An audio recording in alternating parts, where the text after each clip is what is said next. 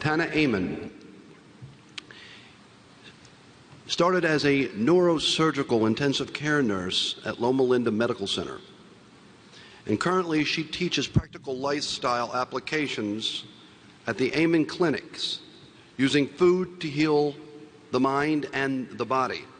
She's also an author and appears on PBS with teaching philosophies. I had the opportunity to share a couple moments with Tana. What I found out is she was like Bosley for hair. She's not only a student, but she was felt honored that she had the opportunity to speak here today. I found also that we have two things in common. I wear brown shoes, and she's a brown belt in Kempo Karate. I have a black belt, and she also has a black belt in Taekwondo. So it's interesting because what I asked is, how do you justify your life between a healthy lifestyle and healing the mind and the body? And she's going to explain to us how to heal the mind with food.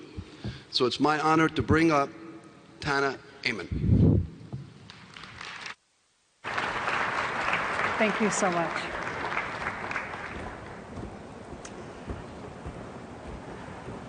Good morning. I was so honored when I got the invitation from A4M to come speak to you today, and I wondered what I was possibly going to teach all of you, since I'm usually out there. And I recently wrote a book that became a New York Times bestseller, which I was really excited about. And I really credit that to A4M, because it's what I learned here about nutrition that helped me do that. And so as I was wondering what I was going to teach all of you, I thought, you know, the last thing I'm going to come here and try and do is teach any physicians about science. So what I am best at is lifestyle application. As my husband often says, doctors tell patients what to do, nurses show them how to do it, and they hold their hand in the process. So that's what my specialty is, and that's what I'm here today to do. And I'm going to teach you how we do that, why we're so successful in our clinics. We know that you all don't have that much time. How do we do it? Why does it work so well? And I'm going to start by telling you a story of a sick little girl who wanted to be a doctor, and what she has in common with two gorillas, Bible-believing churches, and a group of drug addicts and criminals, and how those stories come together to help your patients. I was a sick little girl who wanted to be a doctor, and I grew up with a lot of trauma and drama. It was like there was a white tiger hiding around every corner, and you never knew when something bad was going to jump out and bite you. I still remember the day when I was 4 years old that my uncle was murdered in a drug deal gone horribly wrong. And I saw my mother and my grandmother fall to the floor sobbing in grief. And I used to soothe my anxiety as a latchkey kid when I was young with my best friends, the captain, the leprechaun, and a few others thrown in for good measure. But the poor quality food and the chronic stress in my home attacked my immune system. I was sick a lot. I became what you all know as a frequent flyer. I earned my miles the hard way at the hospital. And a few years later, my grandmother came to live with us when her diabetes became completely unmanageable, and she and I shared the same diet. In fact, I thought she had a thing for the captain for a while. So when he started coming to dinner as well as breakfast, and she used to make the most amazing warm Syrian bread, smothered in butter and drowning in honey. And I think even the leprechaun thought that was magically delicious. But by the time I was 11, I was giving my grandmother her insulin shots because my mother had to work 3 jobs just so we could survive. And I spent so much time around doctors that I really wanted to be one. But in my early 20s, I was diagnosed with thyroid cancer that metastasized and came back 3 times. Kind of unusual, but it completely ruined my plans for medical school. And I became so devastated and overwhelmed. And I sunk into this deep depression. And at one point, I actually prayed that a truck would hit me so I could just die. And it was like my health was a sweater unraveling. And I think a lot of patients believe that you see these different specialists, but we're not a bunch of different systems. You know, they're connected. And it was just unraveling for me. And at one point, I was so sick, I was on 9 prescriptions and taking medications to manage the side effects of medications. And when I complained, my doctor told me that I was in denial, that it was genetic, and that maybe I should see a psychiatrist. Now, I don't know if any of you know my husband, but he's a psychiatrist. He teaches here at A4M. So I thought this was a little odd. And it's probably true. I probably do need a psychiatrist. I actually highly recommend them. But to clarify, that's not how I met my husband. And but these very personal experiences led me to become a warrior for my health. It started when I was 15, and I was attacked on the street. I was dragged down an alley, and I was nearly raped. But I fought the attacker, and I got away. I decided then and there I was never going to be a victim. And that's when I learned how to fight for real. But when I got cancer, the attacker was inside my own body. And I realized I was fighting this invisible phantom. And I was in for the fight of my life. It was so much harder to fight for my own health.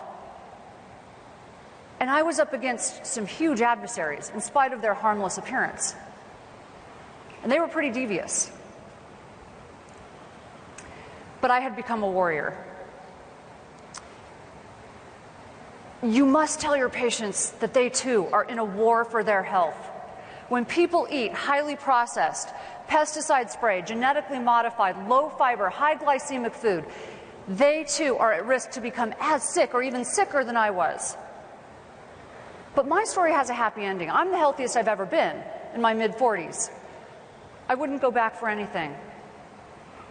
Food is medicine or it is poison. Let me tell you about Beback and McCullough. I think these guys are so handsome. They're probably more evolved than some of the guys I've dated in the past. But these guys live at the Cleveland Metro Park Zoo. And even though they were barely middle-aged, they were dying of heart disease, which is the #1 cause of death for warehoused gorillas. Wild gorillas don't die of chronic illness like diabetes and heart disease. They die of acute infections or they're poached. Warehoused gorillas also demonstrate these odd behaviors of pulling out their hair. And they regurgitate their food up to 4 times an hour, and then they re-eat it. These behaviors are never seen in wild gorillas. And this caused a zoologist at the Cleveland Metro Park Zoo, actually almost all zoologists, to wonder why. And some suspected their diets, because warehouse gorillas are almost always fed nutritional cookies filled with sugar and starch to ensure that they get all of their nutrients. Now, this reminds me of children's vitamins encased in sugar. I don't know about you, but this sounds a little crazy to me. So since gorillas don't eat grains and starch, the zoologists at the Cleveland Metro Park Zoo radically changed Beback and McCullough's diet. They started giving them their natural diet of wild greens, nuts, seeds, bamboo, and flax, and they scattered it around their habitat to get the gorillas moving. It took them up to 75% of the day to forage for the new diet, which was double the calories of the cookies. Within 1 year, the gorillas lost 65 pounds each. Beback reversed his heart disease, McCullough radically slowed the progression, and the neurotic behaviors stopped. Now, this makes me think of the patients we see at our clinics, which is a psychiatric clinic. We see patients with similar behaviors.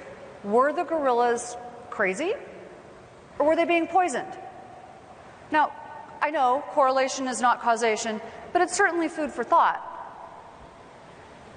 Reminds me of this sign we saw on 17 Mile Drive near Monterey, where we planted our program in one of the oldest drug treatment programs in America. Please don't feed the animals. Bread and snacks are unhealthy for squirrels, deer, and birds, and gorillas, and children, and you. I think this is so interesting. Handouts can lead to malnutrition and starvation. These animals need their natural diets. But like Cookie Monster, Feedback and Macola were not happy for about a week. And they got over it, and they got healthy. And that's exactly what we tell our patients. It's going to take about a week to break the sugar addiction. You'll get over it, and you'll get healthy, and we will hold your hand. We will be there with you. We will give you the formula. Clearly, food is medicine or it is poison. Yet even though we know this, or we should know it, people in churches, hospitals, homeless shelters, prisons, and drug rehab centers are often fed the worst diets. And don't even get me started on school lunches. I have a 10-year-old. And we wonder why the incidence of ADD has gone up 53% since 2001, with 20% of boys and 11% of all children being diagnosed with it. But I think this is amazing. 2 studies from Holland showed that simply eliminating sugar, gluten, soy, dairy, and food dyes improved the symptoms of nearly 70% of kids with ADD, just cleaning up their diet. Let me show you how this works in large groups.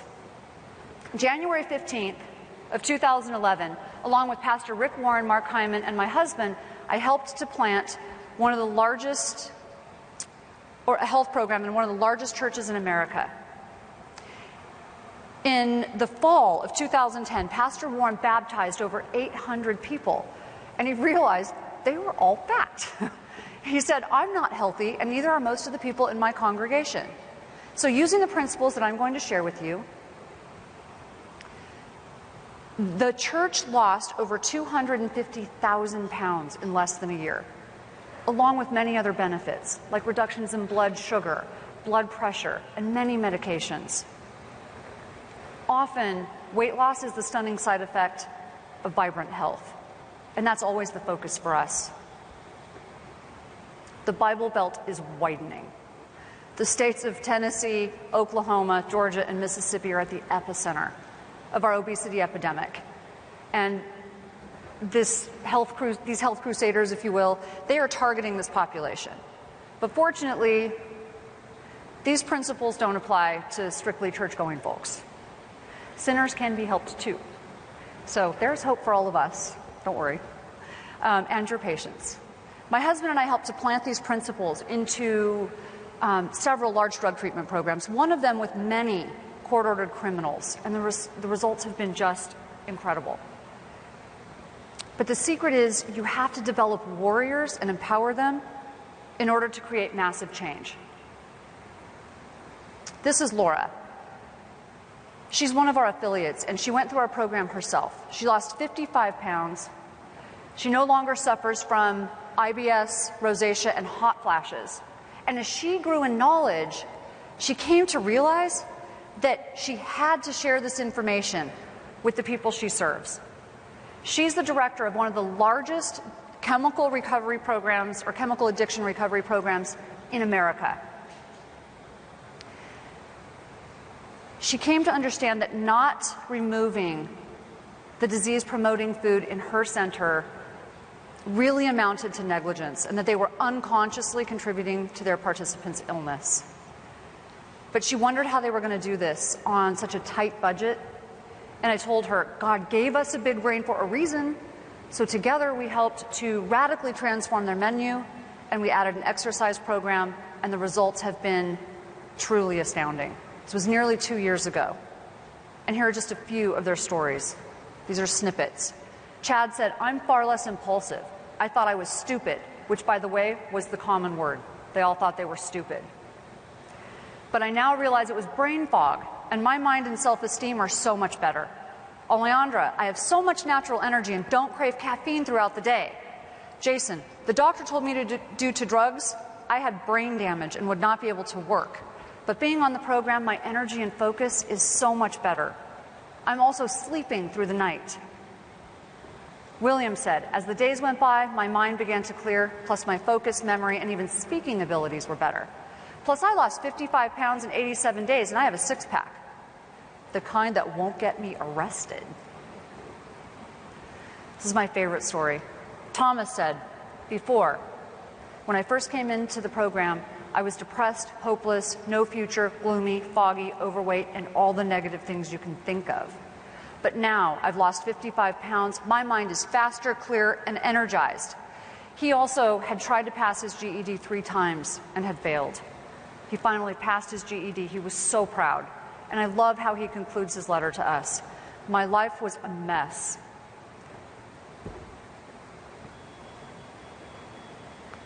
Now it is a message. I have been tested. Now I have a testimony. I was a victim. Now I am victorious. I went through trials. Now I am triumphant. Sorry, this is why I do what I do. I love these stories.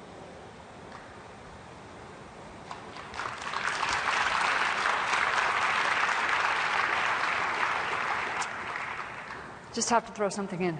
When I first started working with these guys, because of my past, I didn't want to do it. I felt so judgmental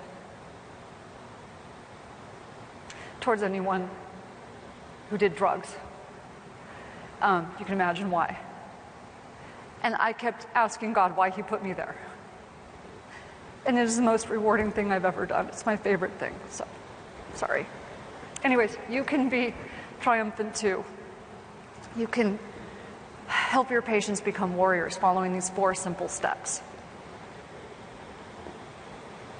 First, take the time to educate your patients on the dangers of unhealthy food. Too often, healthcare providers forget that our patients don't have our knowledge. You need to take time to teach them. When I took the time to teach the group at this very large drug treatment program, they became advocates for their own health, showing them what junk food does and that it's actually more addictive than cocaine and morphine. According to this recent study, it's more addictive because it turns on more cells in the nucleus accumbens, the area of the brain associated with pleasure and addiction. They were actually shocked, but it made sense to them. You have to show them. But one of the women, Tammy, was absolutely in love with donuts. She actually told me she just couldn't imagine her life without them every morning. She was also diabetic, and her blood sugar was never under 160 with medication. You know what high blood sugar does to your body, but that usually has no meaning for most patients. I know it didn't for my grandmother, even though she was told by professionals for many years, lower your blood sugar, lower your blood sugar, lower your blood sugar. It meant nothing. You have to reach into their limbic or emotional brain and make them never forget it. Clearly this was emotional for Tammy, so I had this slideshow ready for her the next class. Obviously, eating a lot of sugar can lead to type 2 diabetes, but this is personal for me. I still remember as a young child since I had to give my grandmother her shots, being told that if I gave her the wrong dose, I could make her really sick, possibly even kill her. My grandmother suffered with neuropathy, and she would have had to have her toes amputated if she hadn't died of heart disease first. But she did go legally blind. That's why I had to give her her shots. And she had to have help being bathed and using a bedside commode, which was devastating to a really modest woman. And Alzheimer's disease is now being referred to as type 3 diabetes. This is a scan of someone with Alzheimer's disease. Obesity doubles your risk for Alzheimer's disease. And new research now tells us that type 2 diabetes is a risk factor for Alzheimer's. We all know that sugar and a lot of fried and trans fats leads to type 2 diabetes, but it also increases your risk for heart disease and stroke. And heart disease and stroke, people with type 2 diabetes are at very high risk for heart disease and stroke. In fact, it's the leading cause of death. And they are 2 to 4 times more likely to die from heart disease, like my grandmother. Cancer feeds on sugar. According to the European Cancer Congress, people with type 2 diabetes are not only at higher risk before developing breast and colon cancer, they're more likely to die from it. And sugar causes rapid aging and damages vital organs, and it even causes more wrinkles. So if you want to avoid plastic surgery, avoid donuts. As you can see, this 39-year-old woman has eaten a lot of donuts. This is through a process called advanced glycation end products. I don't go into that with patients. Basically, I just tell them it's a chemical reaction between sugar, protein, and fat. Tammy came to me 2 weeks later, and she told me she hadn't been able to eat a donut for 2 weeks. In fact, she couldn't look at food the same way after understanding the impact it had on her body. Her blood sugar dropped from 160 to under 90. She tested it several times, not believing it could change that fast, because she didn't eat any sugar during that time. These pictures to you may not be that impactful, but to patients they mean a lot. Number 2, create simple guidelines around food. Here are ours. Think high quality calories. It's not as simple as calories in versus calories out. And the good news is you get to eat a whole lot more if you eat the right foods like BBAC and Macolo. Your brain is 80% water. You have to constantly rehydrate it, and don't drink your calories. Clean protein with every meal. We think of it like medicine, and we tell our patients to take it in small doses throughout the day. This study from Nature that was published in Nature says that balancing protein intake may actually be the key to extending life, as opposed to radical calorie restriction, which I thought was interesting, because calorie restriction actually has some side effects, like decreasing testosterone and your sex drive. So what's the motivation to live longer? I'm just curious. Healthy fats. Fat is not the enemy, but avoid fried fats, trans fats, and fats from industrial-raised animals. So in this study from Cyrus Raji, they showed that people who eat fish at least one time a week have more gray matter in the front part of the brain, which is associated with forethought, impulse control, and judgment. So it sort of gives new meaning to 50 Shades of Gray matter. They could probably market that as a fish oil. I think that would be kind of cool. But and in this study from the Mayo Clinic, patients who eat a fat, or people who eat a fat-based diet have a 42% lower risk of developing Alzheimer's, and people who ate carbohydrate-based diets actually increased their risk by 4 times. So think pasta, rice, and potatoes. So focus on smart carbohydrates that are low glycemic and high fiber. Lots of vegetables, a little bit of fruit, especially berries. One more study from Harvard. They compared high glycemic diets to low glycemic diets in overweight men. And they tested their blood sugar, their brain activity, and their hunger after several hours. And the men who ate the high glycemic diets were not only hungrier, they had low blood sugar, and it turned on that nucleus accumbens, the part of the brain that drives cravings. So eat from the rainbow, include foods of many colors, but this does not include Skittles, grape jelly, mustard with food dye, or ketchup. And I have a personal pet peeve with this. Am I the only person who's annoyed that schools still include sugar-filled ketchup in children's lunches? First of all, ketchup is not even a vegetable. If they're going to hurt our children, they should at least look smart doing it, don't you think? It is school, right? I don't know, it's just my personal gripe, but use herbs, many herbs and spices. These are so powerful, they should be kept in your medicine cabinet instead of your kitchen cabinet. Garlic and oregano actually boost blood flow to the brain. Saffron has antidepressant effects. Curcumin from curry, especially when it's combined with vitamin D, actually decreases beta amyloid plaques. Rosemary, thyme, and sage enhance memory. And cinnamon boosts attention, balances blood sugar, and is supposedly an aphrodisiac for men. And finally, lose potentially toxic foods. We have more success stories by eliminating sugar, processed foods, gluten, most grains, dairy, soy, and corn, than any other intervention. Number 3, know your motivation. Yes, the dog is in the center. He's the only one that doesn't talk back. I have a 10-year-old. She is like one of my best friends. But I do know that God has a sense of humor because he put a prepubescent child with a perimenopausal mother. Like, what's the plan there? I'm trying to figure that out. I was listening to the hormone lecture. It was like, okay, I get it. So you need to ask your patients why they want to be well. Remember, you have to get into their limbic brain to get cooperation. And ask them, make sure that they understand the consequences of not investing in their health. This is Doreen. She got clear on her motivation. She lost 100 pounds and started competing in bodybuilding competitions at 57 years old. She was an 8th degree black belt, so she's one of my heroes, in karate and a karate champion. She was also secretly bulimic and very depressed for over 20 years. We find that a lot. One day she attended the funeral of a 22-year-old girl who was the daughter of her best friend. She said she had never seen pain and grief like that mother was going through. It put her life into perspective.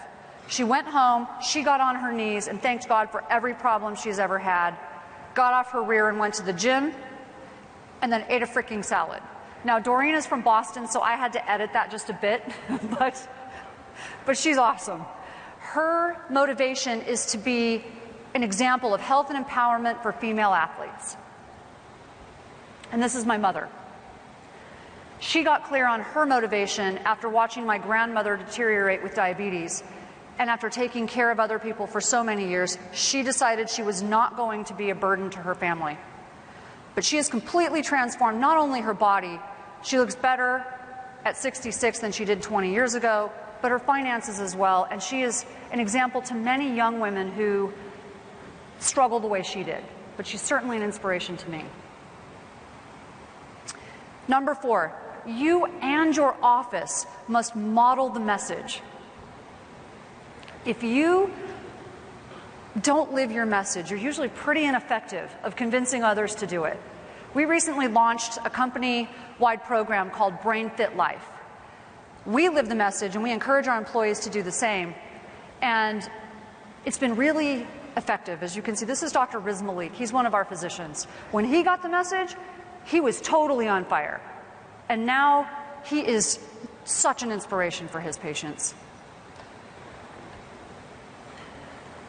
I'm going to end with a story, one last story of a sick little girl. This is Emmy, my granddaughter. She was born a floppy baby. She started having seizures at 5 months old. They were terrifying. And one day she had 160 seizures, or infantile spasms. The first thing the neurologist wanted to do was put her on ACTH at $26,000 a dose, and many potential side effects. And when we pushed back and we asked for other options, he said there were no other options. My husband asked about the ketogenic diet, a high-fat and protein diet, and the doctor said there was no science behind it. Things got a little sticky from there. My husband asked if he knew how to read. He said, don't you know there are dozens of studies demonstrating the effectiveness of the ketogenic diet in children with seizures? Most of them were done at Johns Hopkins, where they've been using the ketogenic diet to treat epilepsy since the 1920s. Obviously, the neurologist got a little irritated and said that if we wanted to use the ketogenic diet, he wouldn't be Emmy's doctor, at which point he was immediately fired. As a patient who knows what it feels like not to be given the options, I'm asking you to think about that, because Emmy couldn't ask for the options. She had no choice. She really was a victim. This is really important. Emmy's been seizure-free now for over 2 years.